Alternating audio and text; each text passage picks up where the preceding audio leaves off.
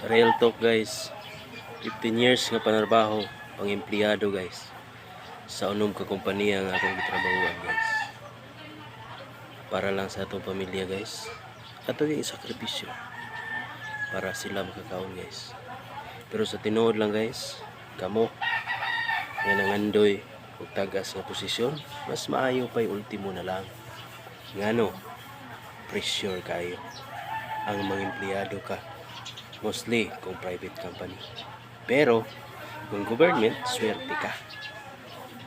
So ang pagpaningkamot guys, si Mr. Toothpick guys, real talk, nangarig Pilipinas, way dala kawayan rang stick karon sa iyang paningkamot, giswerte guys.